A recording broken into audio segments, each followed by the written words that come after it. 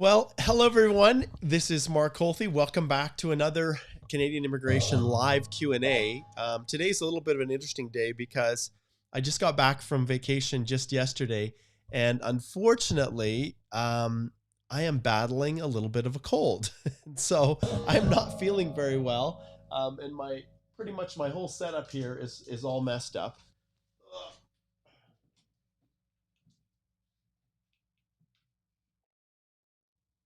this is this is definitely not how you start a live Q&A. Anyways, it's good to be back here.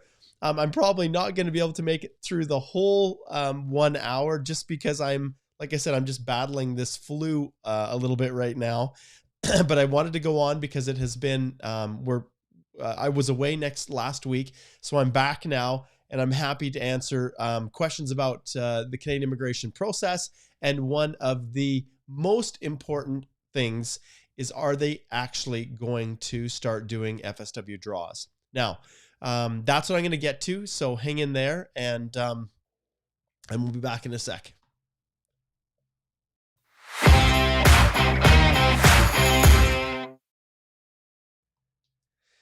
All right. So more speculations incoming. That's exactly it. And one of the things when it comes to immigration is that no one knows with 100% certainty exactly when everything is going to happen.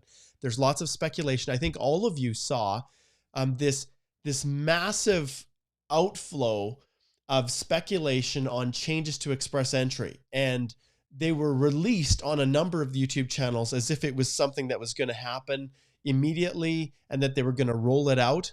But did you see me pushing all of these changes? Did you see me talking about the Express Entry process and how they were going to start, instituting occupations in demand? No, you didn't, because it was exactly that. It was discussions, and I knew that an election was coming.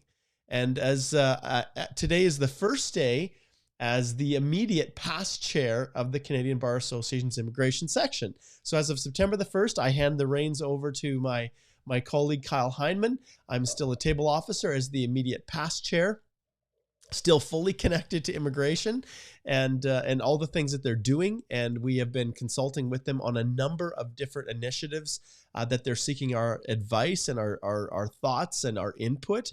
And it's been just wonderful this past year to be heavily involved with the decisions that immigration is making, and even seeing them implement some of the recommendations that we've suggested to the department as we've navigated through this period of pandemic. So you've seen lots of discussion about changes to Express Entry, and has anything changed? No, nothing has. And so the first thing you need to understand is that there is actually a way to understand and know when things are going to happen and when they're not. And if you have a good understanding of how changes occur within government, just because there's some leaked information that comes through and access to information on proposals, my goodness, does not mean that those proposals are actually going to happen immediately. Now, with the occupations in demand, those of you who have lots of questions about Express Entry and whether or not that's going to open things up for the FSW, which is what we're talking about today, I have no doubt in my mind that that is a direction that they are going. Yes, it is. Why? Because they allocated a bunch of resources in the last budget. And when I say resources, I say money to implement changes to Express Entry to make it more adaptive to the actual labor needs of the country. And so these changes will occur, but they're not going to happen anytime soon. And so it'll be, for sure a couple months before we see anything following the election. So that's after the election for them to organize everything. We could even have a new immigration minister. We could have a new prime minister. It just depends on how this election plays out. So is immigration going to make or announce a bunch of significant changes? No. They're also in the midst of this Afghanistan crisis. And as a Canadian Bar Association, we've reached out to offer pro bono assistance and support to those who are trapped in this just horrific kind of situation. So those are some of the things that are working in the background. So when I'm talking to you guys and sharing with you changes and what's coming, you'll see that I don't often jump on the bandwagon and start talking about some new program or new changes until I know what's actually going to happen. And that's the case with these proposed changes that may or may not give points for certain occupations and change the comprehensive ranking system. So status quo, business as usual. So now the question that lots of people are asking, what is Canada going to do with the federal skilled worker draws? Are they going to start them again? And I've said repeatedly, while I've been doing these live sessions all through the pandemic, that you have to watch what's happening with the borders. And when in the past, last fall, immigration started to open things up, and they started to do, federal skilled worker open draws, because they envisioned that after the second wave, things would open up and people would begin to be able to travel to Canada. Well, that simply has not been the case. And so they were wrong. And so they started issuing confirmations of permanent residence and things like that. And then the travel restrictions actually prevented people from traveling. So they've been much more cautious. Now, with that being said, the travel restrictions do allow someone now, no matter where you are in the world, to travel to Canada if you've been issued a confirmation of permanent residence. But when it comes to those rounds of invitations, which everyone, there's been a lot of people that really, really suffered, who were on the verge of getting a draw, an invitation to apply back in March of last year. And then the pandemic hit, and then everything kind of slowed down. And then the points for Outlanders all started to climb. Oh, excuse me. Yes, I am battling a little bit of the flu. No, it's not COVID, but it is definitely the flu. All right, so I'm going to try, bear with me if my thoughts are not crystal clear, but the show must go on. All right, so the question, back to the original question, what are they going to do? Let me shift over here and share my screen with you. Make sure that you guys can see everything. That looks good. Okay, so this is where I want to draw your attention, and we've not yet received any further information than this. July 19th, 2021 is when they announced this right here. So this section right here is the one that I'm watching. September 2021, provided that the domestic epidemiological situation remains favorable, the government intends to open Canada's borders to any fully vaccinated travelers who have completed the full course of vaccination with the Government of Canada accepted vaccine at least 14 days prior to entering Canada and who meet specific entry requirements. These specific entry requirements, it is anticipated that they will no longer bar people from coming for a holiday. So the essential purpose test, that it be non-optional, non-discretionary, which is preventing so many people from being able to come unless they fall into one of the exceptions, those are going to be lifted. And at this stage, today is September the 1st, September the 7th coming up, this is what we're watching. Now you can see here that it says, provided that the situation remain favorable. So we can see that cases are climbing, but at this stage, there's been no indication that this September the 7th date is going to come, and that they're going to not open things up. So if that's the case, then my belief, and understand you guys, this obviously is my educated opinion, is that when it comes to the FSW draws, and I'll just flip back right here again to this screen. If we go back to the rounds of invitations and we go back historically, everybody can see what we're talking about here. It's the fact that these draws, let me just go back here. I just clicked on the wrong link. It's the previous rounds right here. You can see here that it's been dominated by CEC all year. And the last one, in terms of, and if we go to the next window here, the last one that we've had in 2020, that was no program specified, was just before Christmas on December the 23rd, 2020.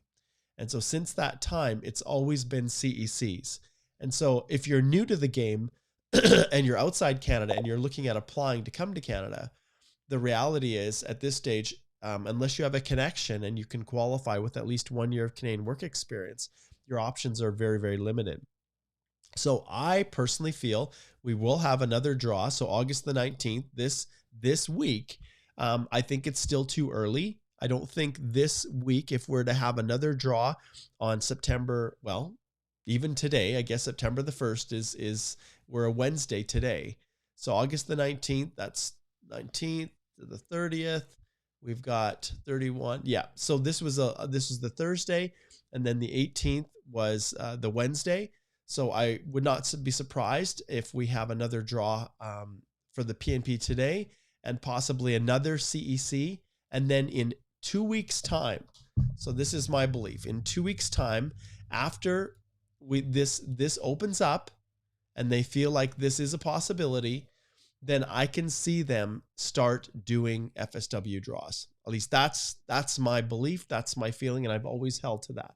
Now, there's no guarantee. No one who thinks they understand what immigration is going to do can ever be 100% certain until we actually see that change. But it would not surprise me at all that they do another round of invitations. And if they chose to go back and to do another round of invitations, you can see here they've been doing 3,000, which has caused this to hover right around 400, just a little over 400 for the CEC only. But if we were to go back all the way to the last no program specified draw, 5,000, put it at 468 way back in December. My belief is that if there is another draw that's no program specified, and if they chose to do, I personally think it's going to be more in the range of 3,500 like they used to. So if you look here, 3,900, I think it's going to be more in that range than a big whopping 5,000. But if they chose to do that, I think this is going to be in the 480s as opposed to 460. I think these initial ones are going to be right in the 480 CRS range. So that is where I want you guys to watch the travel restrictions, watch to see what happens when the government of Canada, if this actually occurs and they do open it up, watch because that will be the most strongest indicator as to whether or not the FSW draws are actually going to return, or in other words, the no programs specified draws. All right. Okay. So there's the answer to the question that was the main question that I know many people are asking. We'll get to a whole bunch of other questions in just a little bit.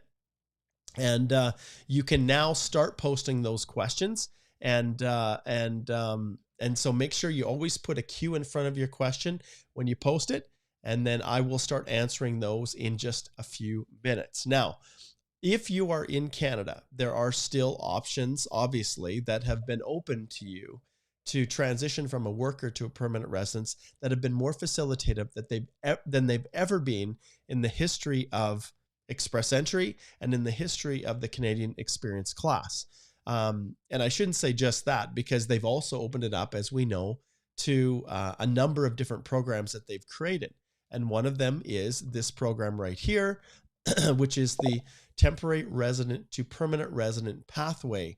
And if you look here, many people are asking, and I'll preempt the question, are they going to open it up for international grads? I seriously do not believe that is the case. I don't think they're going to open it up to more international graduates. At least that's my feeling.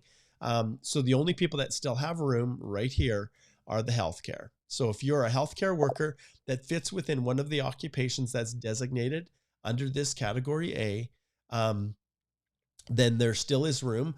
Or if you are a French speaker right here, then these caps do not apply, and you have the ability to continue to apply all the way through until November, when the program closes in the beginning of November. Okay, so that's one thing that I wanted to point out. And then the other thing that I want to point out is that I am now back. So what I mean by that is, and we'll just open this up, I am now relaunching all of my courses again. So I think you guys know, for those who are going through the healthcare program, the TR to PR pathway is still here. But recently, I've been sending out emails to those that have expressed an interest in taking the course. So on September the 13th, we are going to go live with our master class, which, just to explain to all of you, when you're applying through Express Entry, I cannot tell you how many times I have calls with individuals who have made mistakes on their applications that were not complex. You know, often they weren't complex, but they were significant issues that resulted in their applications being returned. And in some cases, those returned applications, they were never going to get another ITA in the future, and their dream, an opportunity to immigrate, was gone because of simple mistakes. And there are things that you can very clearly do to prevent those things from happening. And what I do in my Express Entry course right here, which is launching September the 13th, is I provide you with a host of, well, let me just jump in and I'll show you. So I'll just log in, see if I can get access to it here, and I'll show you exactly what it looks like on your end. So if we go down here, and we'll just go to the last course that I did in June, and there's a brand new course for every cohort of people that subscribe. So September the 13th, you'll get a brand new one. So there are over 7 modules, and there are over 56 lessons you can see right here. And in my course, I go step by step through every single one of these, learning the basics. And if you go in here, you can see there's lessons on about the Express Entry course, Express Entry in a nutshell, how the ranking system works. So basic information. And some people gloss over it and think they understand and that it's not important. But understanding how everything works puts you in the best position to make sure that you're answering the questions in the way immigration wants you to answer them, and that the documents you're providing fully meet exactly what immigration's asking for. So starting with your profile here, creating your profile, the first steps, eligibility, is in module 2. Module 3 is completing the profile itself. And every single section has an individual lesson associated with it. The contact details section, the language section. And if I open this up and show you guys here, so completing, if you're the principal applicant, you can see every single one of these has a video that walks you through every aspect of the process. So each one of these, it's a step-by-step tutorial to make sure that you're not missing those critical things. And there's always links and extra information in here to help you. And you can see here that there is a private Facebook group associated with each cohort, each group of people that are coming through. And how it works is, on September the 13th, for 1 hour every single day that week, I go live answering only these subscribers' questions that are not otherwise answered in the course. But I'll tell you guys something. I've been at this for so long that it is very rare that someone comes up with a question that is not otherwise covered in the course. But by subscribing to the Express Entry course, and there's a link below, on September the 13th for that whole week, I'm available in a special live Q&A only targeted to the people in the course, to answer any questions that you have. And within the live Q&A, I can never get to the level of detail because people are asking specific questions in the course. And in this live Q&A, they need to be general in nature. Otherwise, I will, let's just turn this on here. Otherwise, I will ring the bell, which means you need to go over here, and I'll flip my screen around here and book a consultation to get your specific questions answered. But just jumping back here again to the course, you can see each of these lessons is a step-by-step guide that walks you through every aspect of it. And if we go back here, back into the categories, there's one for completing the EAPR, and then understanding the document checklist, and module 6 is the one that I really am the most proud of. And this module 6 has information, specific videos, instructions on every single document that immigration requires.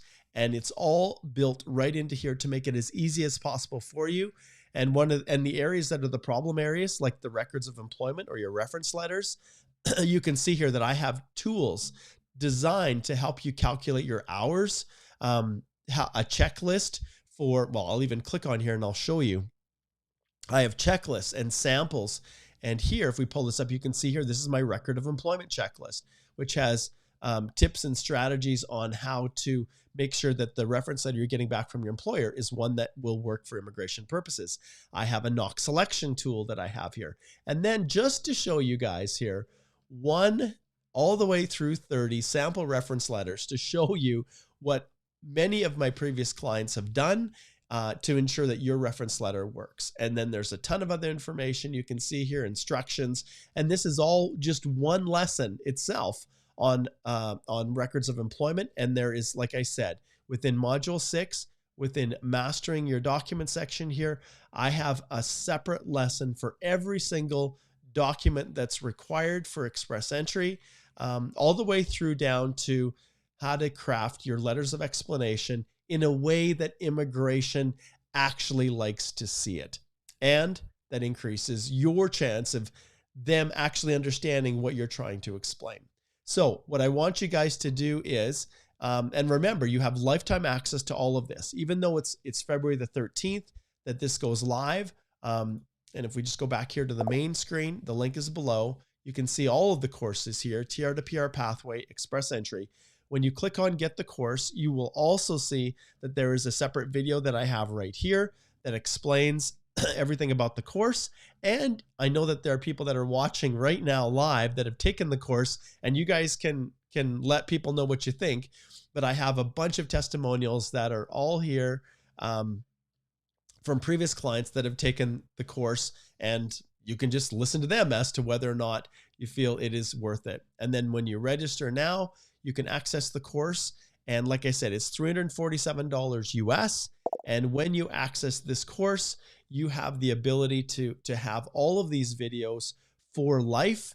And even within the live sessions that we do in Facebook, you have access to those for as long as Facebook exists, which I don't see it ending anytime soon. At least you'll be a permanent resident of Canada long before that. All right, so get on over there, join us. I'd love to have you join me. Let anyone know who would also like to join us and be part of the group, and you get direct access to me. I run the course. That's what makes it different than anything else. You have access to all the videos, which in and of themselves are amazing. They're wonderful, but at the end of the day, it's the live sessions where you can come on and get your questions answered in that session. That is targeted to the specific members of the September 13th group. All right, let's dive over now and jump into some questions here for the last part of our session today. I think I've covered everything that I needed to cover, but let's just jump over here and let's see the questions that have been asked here. Okay. Mohammed starts us off. He says, since IRC is not actively processing FSW inland while there is legitimate reason to delay, can it lead to a class action lawsuit since undue delay is processing is denial of procedural fairness? No. The reason is because there are things that you can do if they're not taking any steps for no legitimate reason. Okay, so it has to be, obviously it has to be a legitimate reason. And at this stage, with everything that's going on, they have tremendous deference given to immigration in terms of how they process applications. So they have, when it comes to inside or outside Canada, especially the Outlanders, the travel restrictions are not the only factor at play here. It also depends upon the country conditions and the rates of the virus spread and whether or not visa offices are open. It depends upon the visa application centers, whether or not they're open. And that's as much a part of the processing of the applications, which in some cases and in many cases is outside the control of IRCC. Now, with that being said, there's a number of factors at play, but as far as a class action lawsuit for delays, I think it would be really, really tough to succeed with that unless there was clear evidence that they just weren't doing anything and they were just sitting. So, yeah, but that's a good question, Mohammed. Okay, let's see. George. Okay. So George was a previous subscriber. If we go back to the course here, you can see, George, I think we still have you here, my friend. Let's see. Oh, there's George right here. I don't know if you guys can see this where my mouse is. There's George. He took the course previously. And he said it's worth a lot more than $400. I would have needed to book 10 consults to ask all the questions I had. Some questions emerge as you listen to others, which is so true, George. When you're watching those lives, you hear what other people are asking, and you're all in it together. And so they're very, very targeted and specific to express entry. So definitely recommend this course while it is available. So, and it's been closed all summer, so I haven't opened it up. This is the first time that it's actually open. So, all right, George, let's see what question you have here. He says, "Hi, Mark. Everything is passed in GCMS notes. Security says not started activity created on April the 11th. This means security check actually started on April 12th. No. If security, obviously, when it comes to the GCMS notes, the one thing you guys all have to factor in is that updates are not necessarily in real time if an officer has gone away to do security and background checks and has not gone back into the GCMS system to report what the findings were. So they may have, because of country conditions or whatever the reasoning is, they may have started and made a note in GCMS that now they're moving on to security. And then maybe the country conditions are such that they just are not moving forward quickly, or the responses aren't coming back quickly from that country. And so things are, could be stalled out because of that. So does it mean that the checks are actually started on April the 12th? The answer is no, George. It doesn't mean that necessarily. It means that the officer has got it in the pipeline, but how far along they are in the process, that really is something that's not revealed until they go back in and then indicate what happened with that search. So I guess technically you could say it started, but it started from the sense that this is the next step that's required in the processing of your application. But how far along they are, that's where the uncertainty lies. But good question, George. And I know you're hanging in there. I know your application is perfected. You've done a phenomenal job with it. And it's so hard just sitting and waiting. I completely understand that. Prima says, how many applications are there in backlog of FSW? I can't answer that. That's Prima. That's something that I'm not sure. Okay. Mohammed says, can someone studying post-grad doctorate at a Canadian college discontinue his studies after he receives an ITNE and submits his EAPR? Will he be maintaining legal status in Canada? Yeah. If you become, well, okay. So let me carefully read the question. Remember, I'm battling this flu. And I think maybe my mic, I need to get it up here a little bit higher so you guys can hear me a little bit better. Remember that until you become a permanent resident, you still have an obligation to maintain your temporary status in Canada. So as I look through this here, you say after you receive an ITA and submit your EAPR, you must continue to study. So no, you can't stop studying. Not until you become a permanent resident of Canada can you then decide to drop out if you want to. But while you are waiting for your permanent resident application to be approved, you have to continue studying and maintaining your status in Canada. So, yeah, it's full stop. If you switch and decide to work, you've got a work permit, or there's some other way that you're maintaining status legally in Canada, then, then obviously you have the ability to make those changes. But when it comes to maintaining status, if you're on a study permit, you're going to continue to study until your permanent resident application is actually approved and you become a PR. Okay.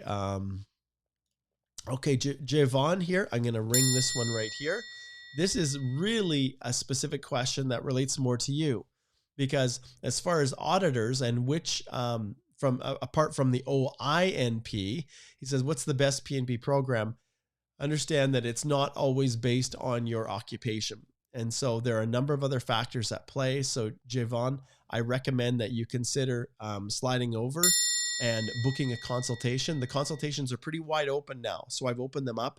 And if you go over here to our website, all you have to do is click on Speak to a Lawyer, or click on one of the links in the description below.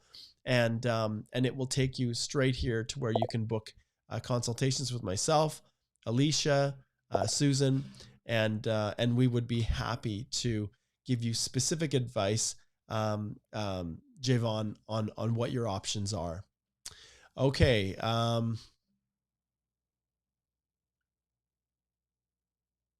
Okay, same thing. I'm going to ring the bell for you as well, Singh. So you applied FSW and the TR to PR.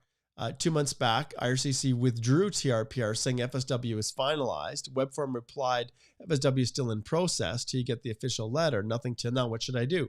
Wait. Excuse me. You're in a period, Singh, where you just have to wait, and there is no real way of expediting things. Okay, processing of CEC is all over the map.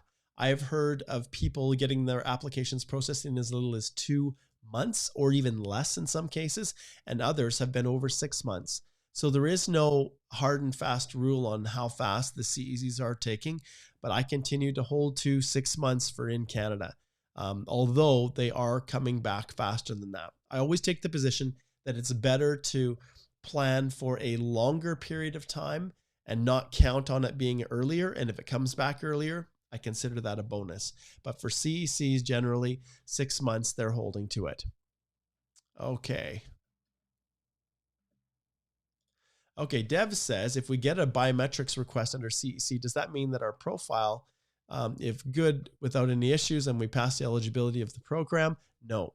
The biometrics happen almost instantaneously. They happen very, very quickly when you file your application, and they don't mean anything in terms of passing eligibility or things like that, at least from the standpoint of um, now, I guess I shouldn't say eligibility. You said if it's good without any issues. So, no, it is definitely not an indicator that there are no issues with your application. As far as passing eligibility, well, ultimately, when you file your application and they're doing the completeness check, which is at the intake side, it's not, these intake specialists are just looking to make sure things are complete and that you've submitted all the applications. But in terms of eligibility, and you've kind of tied it into, are there any problems? Just understand that the biometrics is an automatic kind of thing that comes when you file your Express Entry application. And it's not surprising, if you go through and you complete your biometrics and you've got a problem with your reference letter, or you have a problem with proving what is in your actual Express Entry application.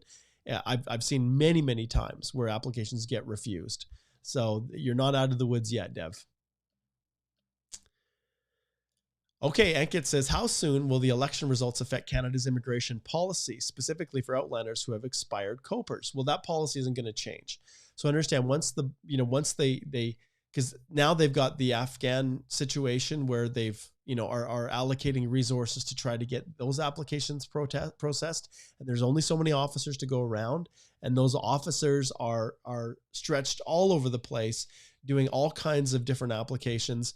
Remember, they created the TR to PR pathway, which they pulled all the visitor visa officers to process those.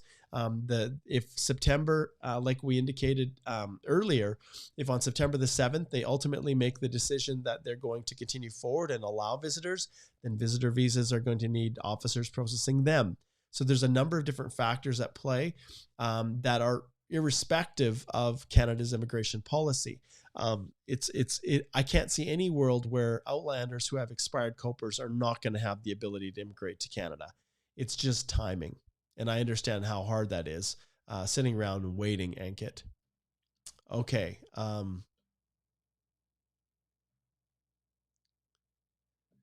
Okay, some questions, and I'm going to go through and I'm going to answer the questions that are beneficial to, to everyone. So, and a couple of things I also want to point out as we're going through this. Some people are really upset and they're really bitter and about what's happened. And I don't blame you. I don't blame you for being frustrated. You've scheduled things, you've planned on your life going a certain direction. And because of the pandemic, because of the processing times, delays, the stops in the Outland issuance of ITAs for Express Entry have really, really harmed people's life goals and plans. I understand that completely. But before 2015, when Express Entry went live, in some countries, PR processing could be up to 4, 5, well, even 6, almost 7 years in some countries to process. So when people are talking about the delays and everything, I want you to put into context where we've been and where we've come from, essentially. And so things are significantly better than they were in the past when it comes to the processing of applications. Now, in terms of how competitive it is and just how the pandemic has harmed you specifically, I understand the frustrations. I really do. But remember, this Express Entry is one of the best programs in the entire world when it comes to immigrating to Canada. And once the pandemic is lifted and they get back to normal, then we're going to start to see those Outland applications flow. Okay, Ali says, I just applied for E with a score of 475. How long does it usually take to hear back and get an ITA? Ali, if you're outside of Canada, then you're sitting and you're waiting. If they do a draw in, say, a month, or I guess it would be even less if they do another draw today. And if I go back to the ministerial instructions and we refresh this page, let's just see. It seems like the draws have happened a little bit later, but it doesn't look like they have actually no changes. So we're still sitting. If I flip my screen back here, I'll show you guys what I'm doing here. I'm just refreshing this page here to see if there's any changes, and I don't see any changes right at this moment. No, don't see any changes. Okay, so we're still waiting. All right, but if you're outside of Canada, 475, I don't think that's going to be high enough for the first draw. So if they do an open draw, I think it's going to be in the 480s, and then we'll just see how competitive it is. But eventually, I think at 475, Ali, if you're an Outland candidate applying through the Federal Skilled Worker Program, that you've got a really good shot at 475.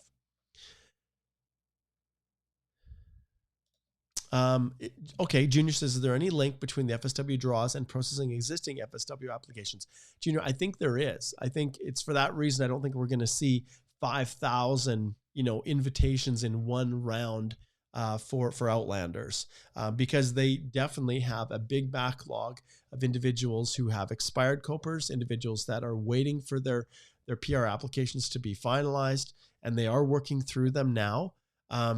So I think ultimately that does play a role because they can only process so many applications, and they don't want to add a massive number of new new applications into the queue until they can work through the other ones. So I think there is a connection, Junior.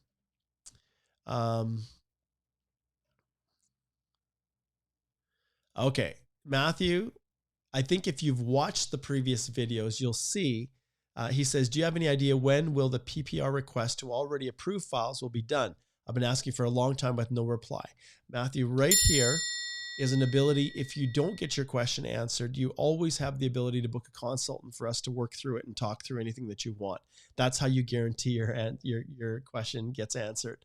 But other than that, there are a ton of people posting questions, and I don't always get to everyone's question. So in your situation, I don't have an idea when they're going to start doing this, other than knowing in some countries it's already happening. And I think what happens is some people in some countries are seeing that everything is stalled out and it's not moving forward. For example, if you're in the US or you're in the UK, or you are, in a country where there isn't massive, the restrictions on processing and things like that are not being negatively affected by local country conditions, then you're going to start to see movement. If you're from countries where there is restrictions and there are issues at play that are operating independently from immigration, that are preventing the actual processing of files, the collecting of passports, things like that. And even if the visa is open, often the visa office is working with a skeleton crew. It doesn't have the full complement of officers. And that's what many people, like, for example, in India, lots of people say, well, the visa office is open, like the VAC's open. Why is my application not being processed? Just because it's open doesn't mean that it's operating at full capacity. And that's what we're seeing, Matthew. Okay, let's see here. This is a good question, Arslan. He says, what about federal skilled trades? He's got a CRS of 453. The profile expires in November. Is there any hope? Well, if you look back, we haven't seen a federal skilled trade draw yet. So when we do open draws, it's eligible for everyone, but federal skilled trades never get pulled through an open draw just because it's so competitive at a higher CRS level. But if we go back here and we look at the previous rounds of invitation, you can see as we scroll through here that it's all PNP and CEC this year. So we haven't yet seen an FSW draw. And I think that it's entirely possible that there could be one of those draws. And so you just have to kind of watch and wait. And I think there's hope. I think there is hope, but you just have to hang in there, and we'll see how it unfolds. Okay, Vita says, can the job reference letter come from the supervisor? Yeah. And this is one of the things, like I said, in the course that I've talked about.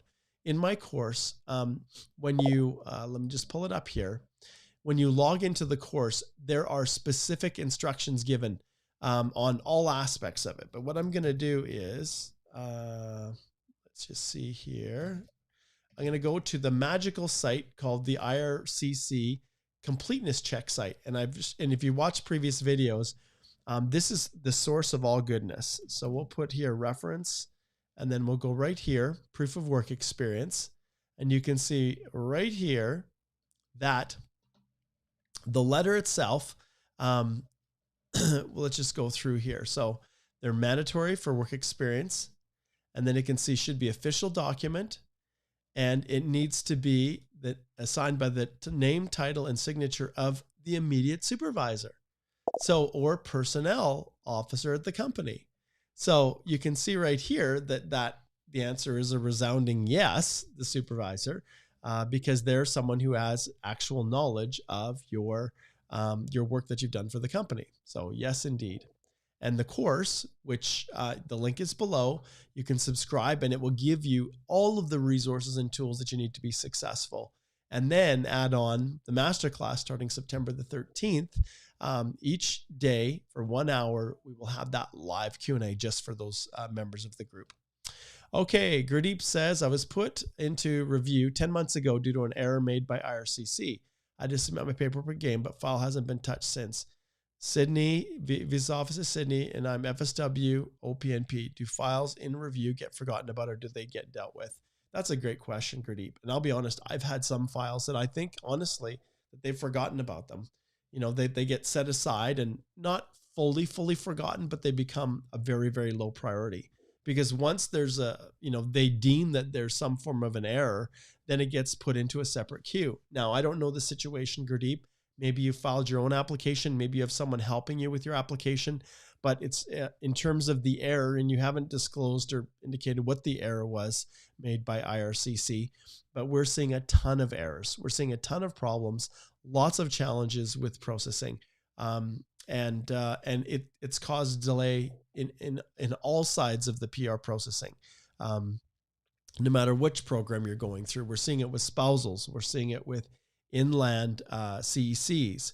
And I have a client right now that I have a humanitarian and compassion application, and they've indicated they've sent medical instructions to me, and I know I haven't received them, but they're following up now saying you have 30 days to submit the medicals, when we never received the actual medical instructions in the first place. So I don't know how the system has had lots of problems, GCMS, and so it's not surprising, Gurdeep. So as far as do they get forgotten about? Well, I think for a time they do. Nothing is ever lost per se, but it wouldn't hurt in your situation to follow up with a web form and just say what's going on. If you want to book a consult, Gurdeep, I can help you with that. Okay.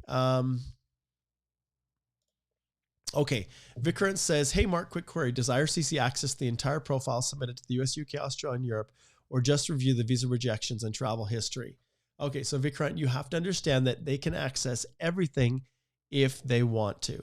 So if they feel the need or they have the desire to look at your history, they can see and access all of it. They have information sharing agreements. Now, it's not all of Europe. Remember, it is the US, the UK, Australia, and New Zealand, not all of Europe. So those are the 4 countries where Canada has information sharing agreements with. And it's very easy for them to see and get access to the rejections. But ultimately your entire history and your entire file is available to them if they want to look for it. Wazim says, can we see another Feb 13 massive draw of 27,000? What is it? What was it? 332, 322? I don't think so, Wazim. That's not going to happen again.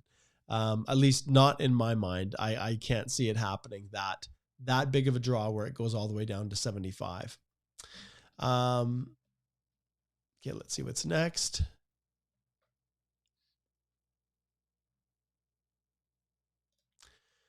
Okay, Jesse, I'm going to ring the bell here because this one is specific to you, and I recommend that you book a consult for us to sort through this.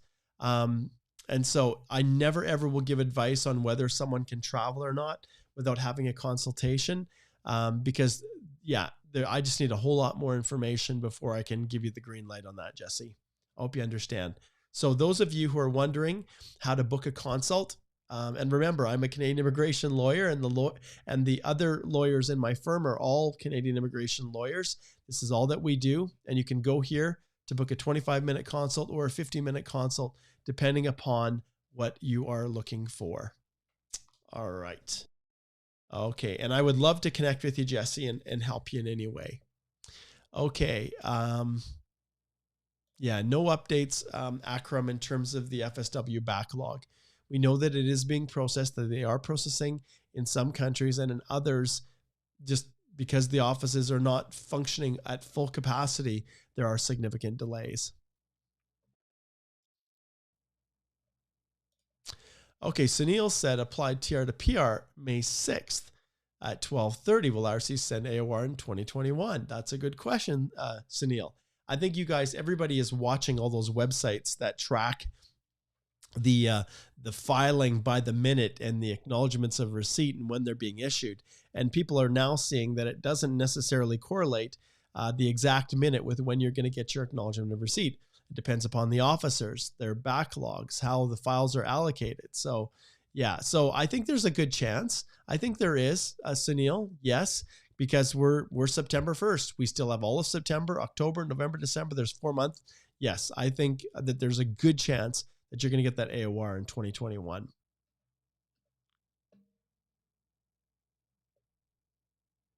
Okay, Alva says, or Chris says, having a refused study permit, does it affect if I get an invitation for PNP, Manitoba, for instance? I mean, regarding when it gets to the federal stage? No. Like having a temporary application refused, depending upon the circumstances. If it's just because they refuse it, they don't feel you'll go back to your home country or whatever the rationale is, as long as it's not misrepresentation or something like that, those refusals just need to be disclosed, but they don't harm or cause any problems. Think of it this way, Chris. If you're applying to study at the University of Manitoba and you've got your approval, you're getting ready to go, and IRCC refuses your study permit, well, that's just one indicator that Manitoba is where you really want to be. And so as far as it affecting an invitation for a PNP from Manitoba, no way. In fact, I would argue that it's even a stronger reason why that province should be interested in extending an invitation to you and an ultimate nomination because you've already shown that you have a desire to be there, even temporarily if you can. So that's my thoughts on that.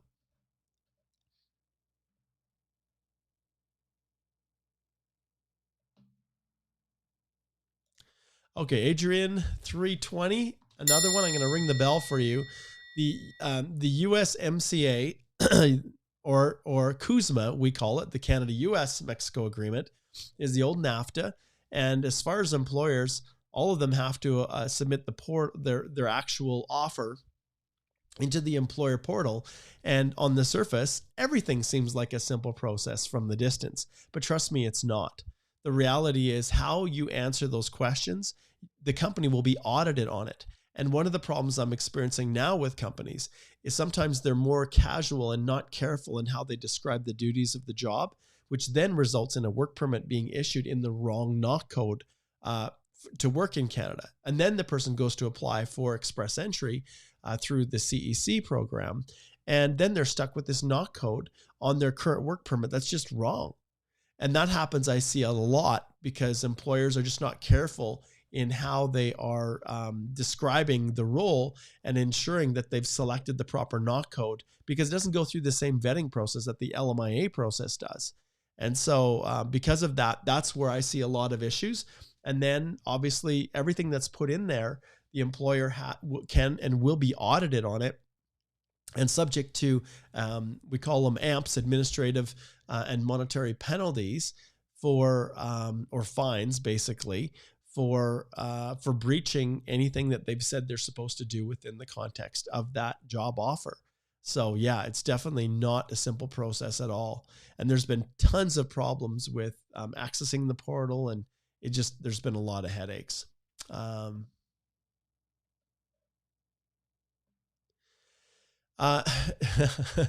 Okay. Vimalram, I'll agree. There are all kinds of excuses, and it seems like there's one after another, and these are realities. And I'm going to hold back on criticizing immigration I tend to be much more of a glass half full kind of person, but yes, it seems like there's no end to the reasons why they can't process FSW, and I feel for you. Okay, let's see here.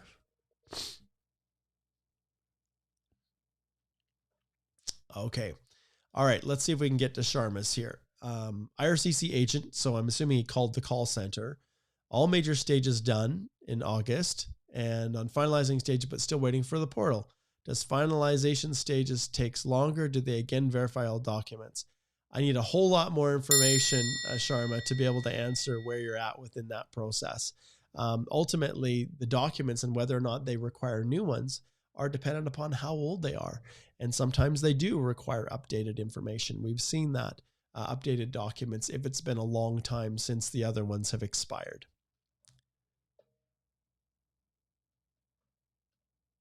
Okay, let's see what else here. Okay, Vita says, what is the problem in adding a spouse afterwards? Can we take him in a visitor visa? Because I don't have enough information. Is it afterwards what? Is it after filing the EAPR? Is it after getting permanent residence? What stage are you at? What are you referring to by adding a spouse afterwards? We know that A11.2, and I'll go back and I'll show you guys this. If you go to A11.2, you can go IRC CEE if you want.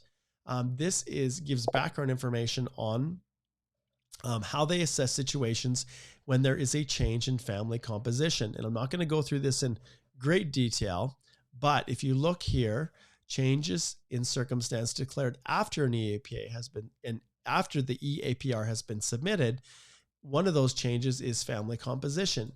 And when you are adding a spouse that you married after you submitted your EAPR, well, you can do that and it won't affect your CRS score, your eligibility. But if you are changing a spouse from non-accompanying to accompanying after you filed your EAPR, but before you actually complete the landing, then they will, and they do often have the ability to reassess your CRS score.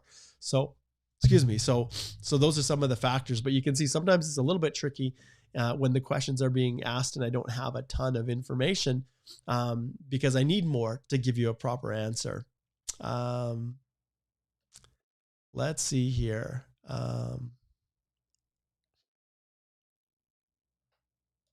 Okay, I'll finish here with Silva here with John. So this will be the last question for today. I have this doubt. I applied for the new pathway stream B in June 29th. Haven't received any confirmation email. Yep. I have this travel to the US for 1 week. Can I go without affecting my process? Okay, I'm going to tell you to book a consult, John, so that we can talk about this because I need to understand a lot more about what you have in terms of your current status documents, your ability to leave and re-enter. But one of the things I will tell everybody right off the top of the bat, I never, ever advise someone to leave. So I never do because anything can happen. You leave, just like look at India. The government decides no longer are we allowing any flights from India. Well, it's not your fault. Who could have predicted it? You may have a valid document, but you can't get on a plane and fly. And for those reasons, John, I never, ever advise anyone to leave. But there are some circumstances where the risk, the need to travel outweighs the potential risks. And that's why I encourage you to go over to our website right here and book a consult. And then we can walk through that process and I can give you actual legal advice that you can then rely upon. But aside from that, I never ever advise anyone, especially the TR to PR pathway, to leave because you have an obligation to be in Canada when that application is finalized. And if you're trapped outside, it could all unravel on you. All right, well, I'm going to wrap it up for today. I just want to remind everyone once again that the cart is now open for the Express Entry Step-by-Step course, which will be launching September the 13th. I would absolutely love to have you join and be a part of this. And let's face it, you guys are here because you're DIYers. You guys are here because you want to do it on your own. You want to be able to save money. You want to be, you really know that no one cares as much about your application as you do. And with this world full of so many representatives that, there are so many that are just completely incompetent that should never, ever be charging anyone a fee for helping them because they just don't understand the process and they just don't care.